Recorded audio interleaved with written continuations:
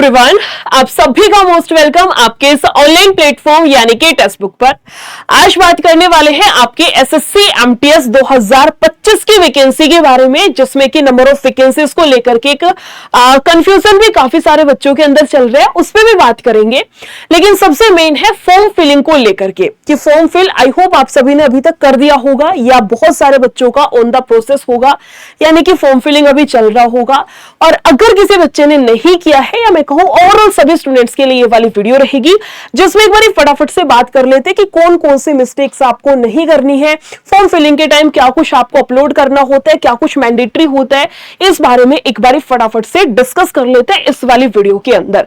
बोला गया है नोटिफिकेशन आउट, फॉर्म भरने में इन सब गलतियों से आपको बचना है, अदरवाइज फॉर्म रिजेक्ट हो जाता है। और बहुत सारे बच्चों का हुआ भी है, फिर बाद में कुछ नहीं बचता, कोई चांस आपको दोबारा से नहीं दिया जाएगा, पूरा एक साल आपका टोटली वेस्ट ही हो जाएगा।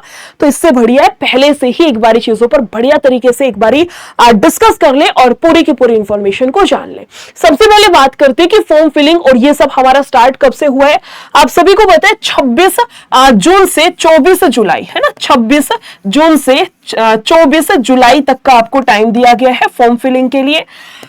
ठीक है, मतलब वो नहीं है जैसे मतलब कि मैम बहुत कम टाइम है, वो वाला सीन नहीं है, अच्छा खासा टाइम है, आराम से अपना फॉर्म फिलिंग कर सकते हैं। इसी में आगे चलते हैं। आगे का मतलब है आपका पोस्ट कौन सी है, हवलदार की। अब मैं बोल रही थी वैकेंसीज को लेकर के भी एक कंफ्यूजन है। अभी जो आपकी वैकेंसीज आई है 1075, वो आपकी हवलदार वाली पोस्ट के लिए आई है। आपकी दो वैकेंसी के लिए आती है एमटीएस में, एक हवलदार होती है जिसमें आपका फिजिकल भी होता है, और दूसरा है आपका इसमें एसएससी एमटीएस मल्टीटास्किंग स्टाफ, जिसमें आपका फिजिकल नहीं होता है। दोनों की अलग अलग वैकेंसीज होती हैं। अभी जो आपकी वैकेंसीज आई है वो हवलदार वाली पोस्ट के लिए, जो कि 1075 है। काफी सारे स्टूडेंट्स के ये भी मैसेज थे बहुत कम वैकेंसी है, तो भैया कम सिर्फ इसलिए है क्योंकि हवलदार वाली पोस्ट के लिए है।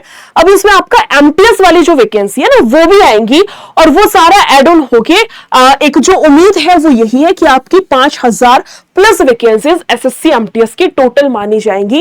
नियर बाय 5000 की आपके टोटल वैकेंसी रहने वाली है। अगर मैं बात करूं एग्जाम की, तो आपका 20 सितंबर से एग्जाम इसमें स्टार्ट होने वाला है। अब जो मेन टॉपिक है उस पर बात करते हैं। ये सारी बातें मेरे ख्याल से आपको पता होगा, बस मुझे ये पॉइंट क्लियर करना था क्योंकि बहुत सारे बच्चों के मैसेजेस थे। अब बात करते हैं कि मैम फॉर्म फिलिंग में कौन कौन से मिस्टेक नहीं करनी है, हमें क्या क्या साथ में कैरी करना है, क्या क्या हमें अटैच करना है, एक बार फटाफट से देखते हैं। सबसे पहले है सरनेम। सरनेम का मतलब ये है कि बहुत सारे बच्चे होते हैं, बहुत सारे स्टूडेंट्स एस्पिरेंट्स हैं जो अपना सरनेम साथ में यूज करते हैं, बहुत सारे स्टूडेंट्स नहीं करते हैं। या फिर आपने खुद भी देखा होगा अपने घर में, इवन खुद के ही केस में कई आपके डॉक्यूमेंट्स ऐसे होते हैं जिसमें आपने सरनेम का यूज कर रखा होता है, काफी सारे डॉक्यूमेंट्स में आप नहीं यूज करते हैं, है ना। तो आपको फिर करना क्या है, करना यह है कि आपको अपने आधार कार्ड को प्रायोरिटी देनी है। अगर आपके नाम के साथ में आपका सरनेम आपके आधार कार्ड में या 10वीं 12वीं की मार्कशीट इन सब में यूज हो रखा है, तो आप फॉर्म फिलिंग के टाइम भी अपने सरनेम का यूज करिएगा। अगर नहीं करते हैं यूज तो मत करना, फिर बाद में बड़ी दिक्कत आती है। इवन सरनेम छोड़ो, बहुत सारे बच्चों को तो ये भी दिक्कत आती है, जैसे किसी बच्चे ने साथ में कुमार लगा लिया और फॉर्म फिलिंग के टाइम पर नहीं लगाया, या फॉर्म फिलिंग के टाइम पर लगा दिया वैसे कुमार नहीं लगाते, तो भी दिक्कत आती है। तो छोटी छोटी चीजों का ध्यान रखना है, बिल्कुल एग्जैक्ट आपको अपने आधार कार्ड और 10वीं 12वीं की मार्कशीट से मैच रखना है। ऐसे ही आपका आता है पेरेंट्स नेम, सेम ऐसे ही जैसे पेरेंट्स के नेम की स्पेलिंग हो गई, या सेम पेरेंट्स के नेम के साथ में भी कभी होता है कि आप सिंह लगा देते हैं, कभी कुमार लगा देते हैं, कभी सरनेम लगा देते हैं। तो ये सारी चीजें भी आपको आधार कार्ड से मैच करनी है, पेरेंट्स का जो आधार कार्ड है उसके साथ में। सेम आपका डीओबी जो आपके सर्टिफिकेट में है, जो आपके आधार कार्ड में है, सेम डीओबी आपको रखनी है। इसी के साथ में सबसे मेन एक ये भी पोर्शन होता है, जो बहुत ज्यादा फॉर्म रिजेक्ट होते हैं ना, मतलब ज्यादा से ज्यादा परसेंटेज जो मैं बोलना चाहूंगी वो फोटो की वजह से होते हैं। बहुत सारे बच्चे स्पेशली जो खुद से फॉर्म फिल करते हैं, फोटो में आपका करेक्शन आ जाता है, ब्लर फोटो है आपने अपलोड कर दी, या फिर कोई फोटो ऐसी है जिसमें आपने स्पेक्स पहन रखे हैं और फोटो क्लिक करते टाइम रिफ्लेक्शन आ गया, या फिर कई बार ऐसे भी होता है आपने कोई कैप वगैरह आपने पहन रखी है, तो इन सारे केसेस में आपकी फोटो रिजेक्ट हो जाती है, जिसकी वजह से इनडायरेक्टली आपका पूरा का पूरा फॉर्म रिजेक्ट हो जाता है। प्रॉपर आपको फोटो यूज करनी है, बहुत ज्यादा पुरानी नहीं होनी चाहिए, आपकी हाल फिलहाल की पासपोर्ट साइज फोटो होनी चाहिए, और फोटो क्लिक कराते समय आपके दोनों राइट और लेफ्ट आपका ईयर दोनों कान दिखते होने चाहिए। इस तरीके से प्रॉपर आपको स्ट्रेट फोटो यूज करनी है। इसी के साथ में है certificate number and registration number.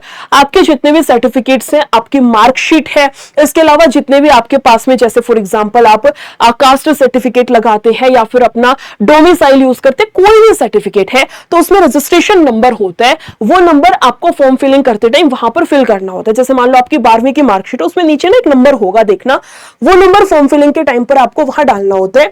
तो उस नंबर को डालते समय बहुत ज्यादा आपको सावधानी का यूज करना है, एग्जैक्ट नंबर फिल करना है, कोई भी किसी भी प्रकार की गलती नहीं होनी चाहिए। अगर नंबर मिसमैच हो गया, बाद में जब आपका फाइनल सिलेक्शन होता है, डीवी के लिए जाते हैं, तब आपका मिसमैच होता है, उस केस में आपको बड़ी दिक्कत आती है। तो इन चीजों का ध्यान रखना है। ऐसे ही आपका सिग्नेचर का केस भी है। सिग्नेचर में क्या है, सिग्नेचर में ये है, बहुत सारे बच्चों का होता है, कई बार सबका नहीं कह रही, लेकिन काफी स्टूडेंट्स करते हैं, कई बार हिंदी में, कई बार इंग्लिश में कर देते हैं, है ना। तो इस चीज से बचना है। आपका जो प्रॉपर सिग्नेचर है, जो एक सिग्नेचर आपके हर डॉक्यूमेंट पे चलता होगा, चाहे इंग्लिश में करते हो चाहे हिंदी में, उसी का यूज करना है। सिग्नेचर अपना फिक्स रखना है, ये नहीं कि आप हर एग्जाम के अकॉर्डिंग उसको चेंज कर रहे हो, ध्यान रखना।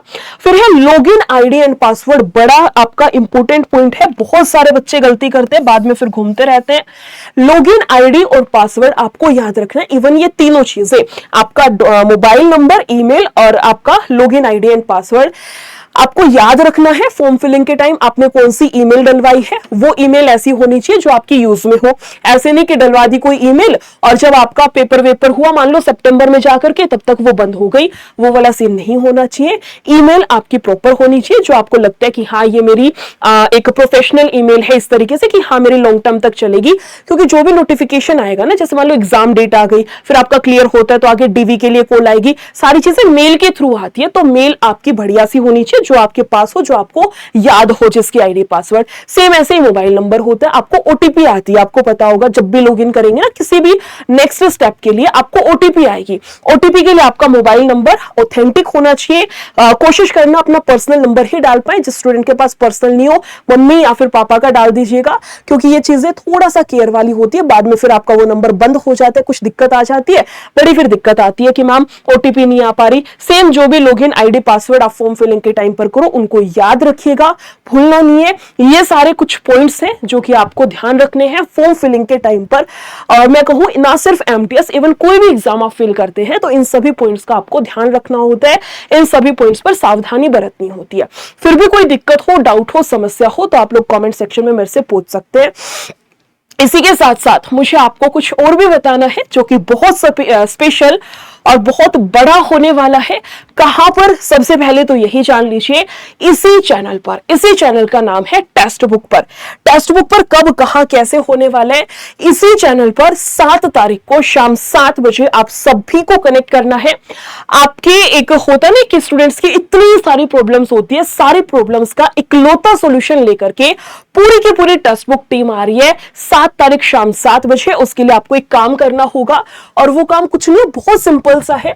उसके लिए आपको अपने फोन में या लैपटॉप में यूट्यूब खोलना होगा, और यूट्यूब के सर्च बार में इसी चैनल को एक बार डालते हैं। ये चैनल है टेक्स्ट बुक। जैसे मैं कर रही हूं सेम प्रोसेस करना, इस वाले चैनल पर चलते हैं, और चैनल खोलोगे तो यहां लाइव के सेक्शन में जाइएगा, और यहां आपको बड़ा सारा सा दिख जाएगा, इंडियाज बिगेस्ट एजुकेशन, इस तरीके से एक प्यारा सा थंबनेल। इस पर जाइएगा और इसको नीचे जाकर के लाइक करना है। जैसे 80 है ना, 79 है, मैंने लाइक कर दिया, 80 हो गया। ऐसे इस वीडियो के बाद मुझे ये 100 चाहिए एटलीस्ट, ध्यान रखिएगा इस बात का, ठीक है। इसको लाइक कर लेना, एंड नोटिफाई मी का ऑप्शन है यहां पर, इसको ओके भी कर देना। जैसे ही सेशन स्टार्ट होगा आपको नोटिफिकेशन मिल जाएगा।